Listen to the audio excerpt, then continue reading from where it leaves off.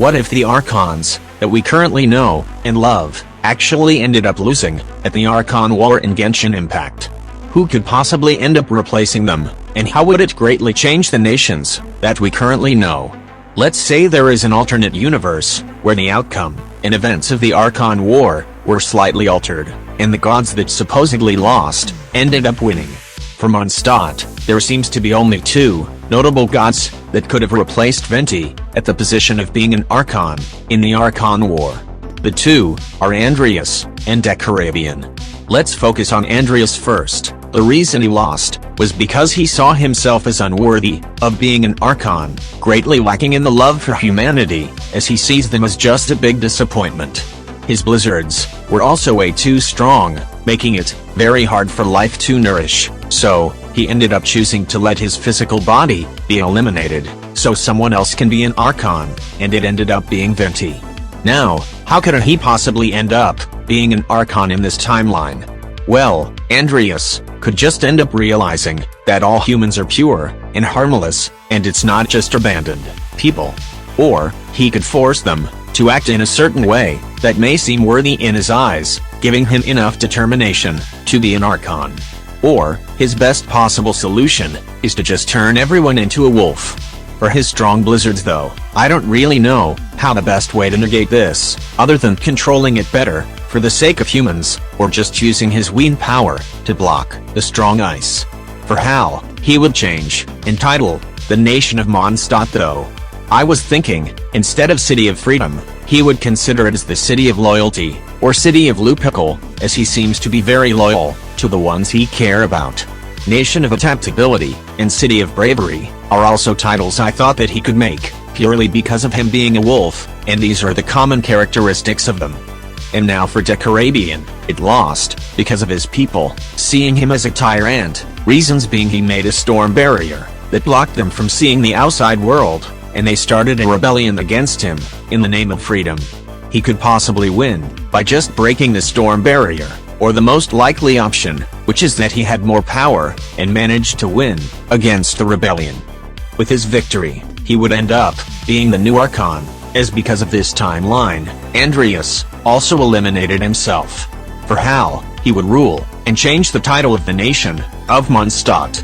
He might call it the Nation of Protection, as he seems to be very protective about his people, or funnily enough, I think the Nation of Eternity also somewhat fits Decarabian, in my opinion.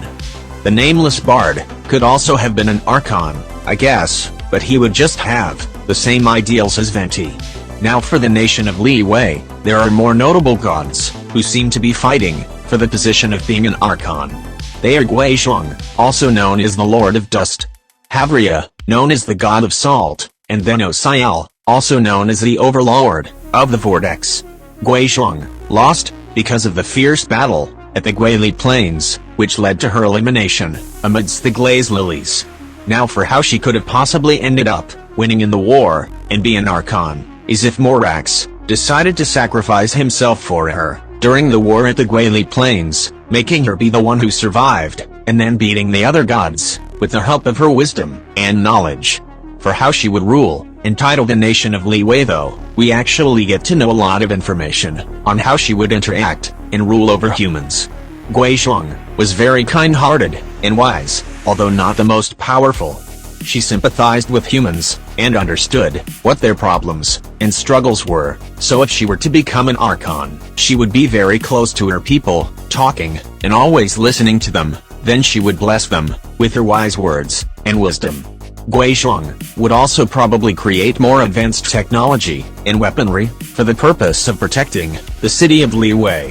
For how she would title Liyue though, she might change it from the City of Contracts to the Nation of Prosperity.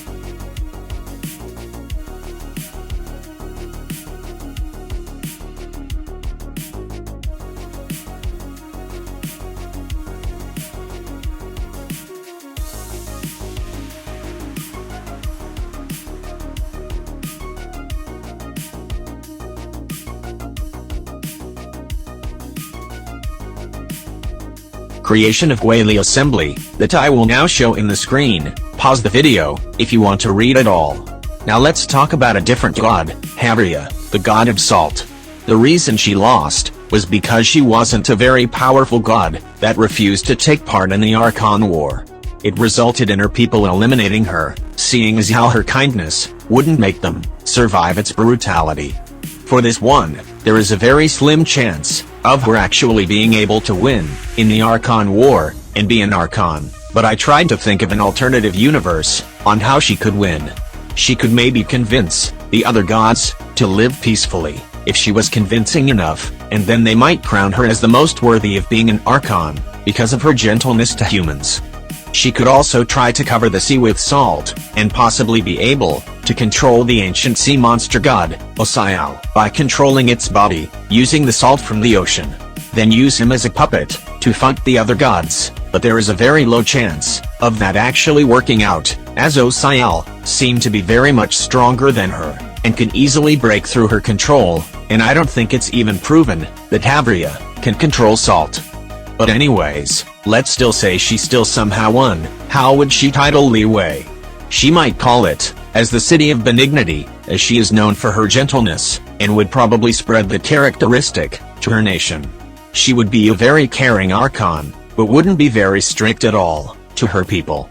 Nation of Peace is also a title I thought of that she might give to Liyue. And then for Osial, not much is known about him at all, other than that he's very strong, and had a fight against Morax, but still ended up losing. So I guess, the only way he could have been an Archon, is if he just got stronger than Morax. As for how he would rule, as I said, there doesn't seem to be any information on how he would interact, so, let's just say he would be similar to Andreas. And then as for the nation of Inazuma, well, there doesn't seem to be any notable gods mentioned that rivaled against Makoto/Ei's rule during the Archon War. So, I will include Orobashi, also known as the Great God of the Oceans, even though I don't think it was ever mentioned that it wanted to be an Archon, and then Makoto, as Ei, is the current Electro Archon. For how Orobashi would rule over the entirety of Inazuma though, I think it would be similar to how it would be a god to Enkonomi. Yeah. It might change the title from the Nation of Eternity to the Nation of Livelihood, as it seems to like teaching people the necessities of life, like how to farm and smelt. Nation of Acceptance and Nation of Harmony are also some titles that it may seem fit. And then for Makoto, let's say during the brutal war against Orobashi, Ei ended up as the one who got eliminated, or just no one gets eliminated, cause I don't think it matters, and she gets to continue being the Electro Archon. Makoto would title Inazuma as the Nation of Transience, because it was revealed that her actual divine title for the nation was indeed Transience. She also said this once, and it basically screams impermanence, and lasting only for a short time. Now that is my idea on who could have been an Archon in a different timeline. Apologies if I do miss some things in the lore, but I tried my best. Comment down below if you have more ideas about this topic. Thank you all so much for watching, subscribe and like, bye.